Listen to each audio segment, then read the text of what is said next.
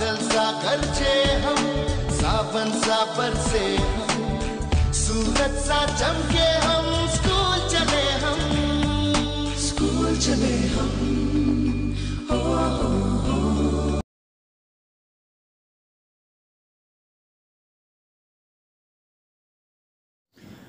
Good morning बच्चों, कैसे हैं आप सब लोग। उम्मीद करता हूं कि आप अच्छे से होंगे, सही सलामत होंगे।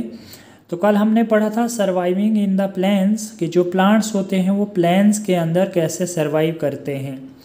और आज हम पढ़ेंगे rain forests that grow in plains, कि जो प्लेन में रेन फॉरेस्ट होती है, कि जो प्लेन के जंगल होते हैं उनमें अगर रेन पड़ जाती है तो क्या वो पौधे ग्रो करेंगे या नहीं कर सकते। कि मतलब प्लेन के अंदर जो रेन फॉरेस्ट होता है, ठीक है, तो वो ग्रो करता है या नहीं करता है। कि प्लेन में जो जंगल होता है अगर उस जंगल में रेन पड़ती है, बारिश पड़ती है, तो क्या वो पौधे ग्रो करते हैं या नहीं करते। आज इसके बारे में पढ़ेंगे। A rain forest is a warm region and gets heavy rains throughout the year.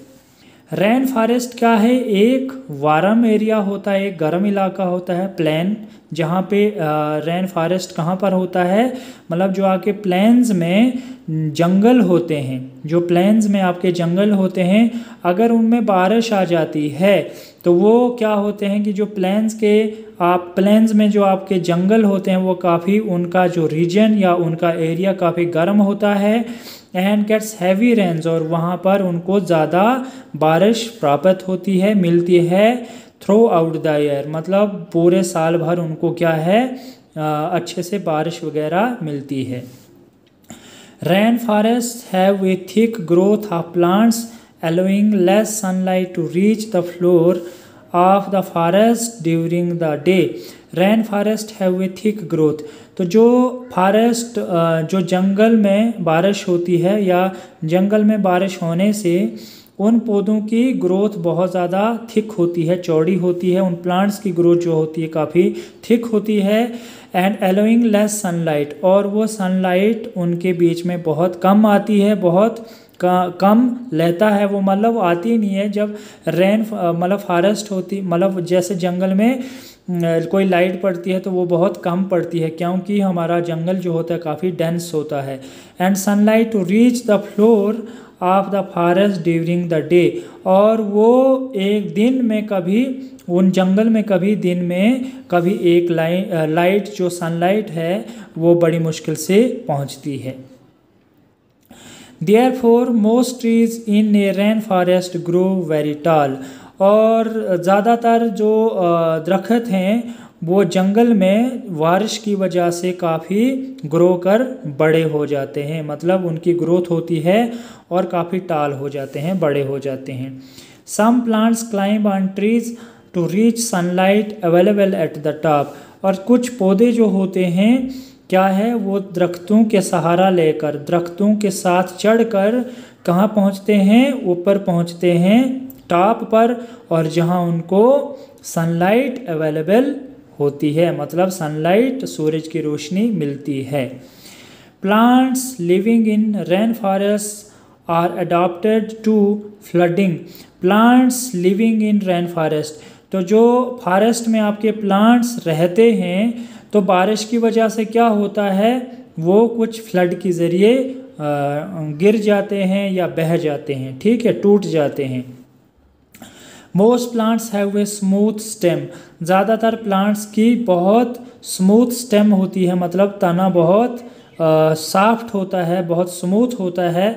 Which allows water to quickly flow, और क्या करते हैं कि वो जो वाटर होता है, पानी होता है, वो जल्दी से आकर उसको फ्लो करता है टुवर्ड्स द ग्राउंड की ओर, मतलब मैदान की ओर उसको फ्लो करता है, क्योंकि उनकी स्टेम इतनी स्मूथ होती है, इतनी सॉफ्ट होती है, और पानी का जब बहाव आता है तो पानी का बहाव उसको ग्राउंड की ओर ले जाता है। The leaves have a vaccine surface of the drip tips, तो जो पत्ते होते हैं वो एक वैक्सी सरफेस, मतलब एक ऐसी सरफेस होती है जैसे हम वैक्सी का मतलब यहाँ पे हम जैसे एक मोमबत्ती हम लेते हैं तो मोमबत्ती को आग लगा के वो पिघलती जाती है और ख़त्म हो जाती है। तो वैसे भी यहाँ पे वैक्सी का मतलब मोमबत्ती नहीं है, यहाँ पे वो सरफेस, उन लीव्सों की वो सरफेस जो काफ़ी स्मूथ रहती है, और जब पानी का बहाव आता है, मतलब पानी जब जल्दी से फ्लो करता है तो उन दरख्तों के पत्तों को नीचे ड्रिप कर देता है ताकि वो ऊपर ना आ सकें। ठीक है। They do not hold water but make rain drops run of quickly.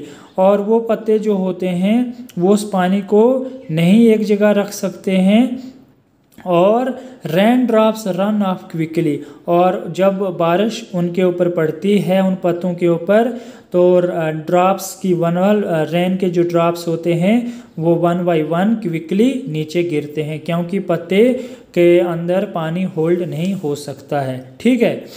उसके बाद है आपका next deciduous forest that grow in plains. ठीक है। तो अब ये क्या है, अब प्लेन्स के अंदर जो ये डेसिडियस फॉरेस्ट होता है वो कैसे ग्रो करता है। In deciduous forest it is hot in summer with lots of rain and very cold in winter. तो डेसिडियस फॉरेस्ट क्या होता है, समर में काफ़ी गर्म होता है, मतलब समर में काफ़ी गर्मी होती है, और लॉट्स ऑफ रेन, ज़्यादातर बारिशें होती हैं, as compare to very cold winters. तो सर्दियों में ज़्यादा बारिशें नहीं होती हैं, समर गर्मी होता है, समर में ज़्यादा बारिशें होती हैं। बिग टाल ट्रीज ग्रो हियर। तो समर में बारिशें होती हैं तो वो बारिशों की वजह से वहाँ पे बहुत बड़े बड़े दरख्त ग्रो करते हैं। Smaller plants that are shade tolerant grow below the big trees. तो छोटे छोटे पौधे जो होते हैं वो बड़े बड़े पौधों की छाँवों को बर्दाश्त करते हैं। जब बड़े बड़े ट्रीज जो हैं वो ग्रो करना शुरू करते हैं तो छोटे छोटे पौधों तक उनकी सनलाइट वगैरह नहीं पहुंचती है, क्योंकि बड़े ट्रीज की शेड आ जाती है जिसकी वजह से उनकी ग्रोथ रुक जाती है। The forest floor is covered with many kinds of the herbs. और जो फॉरेस्ट जंगल में जो ट्रीज़ होते हैं उनकी जो फ्लोर होती है वो बहुत सारी हर्ब्स, मतलब जो झाड़ियाँ वगैरह होती हैं उससे कवर हो जाता है और उसकी ग्रोथ बहुत कम होती है। ठीक है। To withstand the cold winter conditions the trees have a stem with a thick bark. तो क्या होता है withstand the cold winter condition, कि जब जब ज़्यादा ठंडी सर्दियों में जब बहुत ज़्यादा ठंड होती है उस हालत में अगर आप साथ में खड़े होते हो, the trees have the stem, और उन दरख्तों की जो तना होता है वो विद ए थिक बार्क, और एक बहुत चौड़ी बार्क के साथ होता है। बहुत चौड़ी मतलब जो तना होता है वो काफ़ी चौड़ा होता है। The leaves are thin and broads and are able to capture lots of sunlight. तो उनके जो पत्ते होते हैं वो काफ़ी पतले होते हैं और ब्रॉड्स मतलब चौड़े होते हैं, वाइड होते हैं, and are able to capture lots of the sunlight, और ताकि वो सनलाइट को अपनी ओर कैप्चर कर सके, मतलब ज़्यादा सनलाइट की अपनी ओर कैप्चर कर सके, खींच सकें। During winter the trees shade there leaves. क्या है कि ड्यूरिंग विंटर्स कि विंटर्स में क्या होता है, the trees shade there leaves, और जो दरख्त होते हैं उनकी छावें, उन पत्तों की छावें होती हैं। New leaves grow again in summer, और जब समर आता है तो नए पत्ते दोबारा से ग्रो करना शुरू हो जाते हैं। तो ये जो मैंने आपको अभी पढ़ाया तो इसका मुझे प्रॉपरली होमवर्क करना, नीट एंड क्लीन लाइंस के बीच में, और कल हम पढ़ेंगे सर्वाइविंग इन मार्शी एरियाज़। ठीक है, कि जो दलदले एरियाज़ में हमारे प्लांट सर्वाइव करते हैं, वो कैसे सर्वाइव करते हैं, उनको प्रॉपरली वाटर मिलता है, सनलाइट मिलती है या नहीं मिलती है।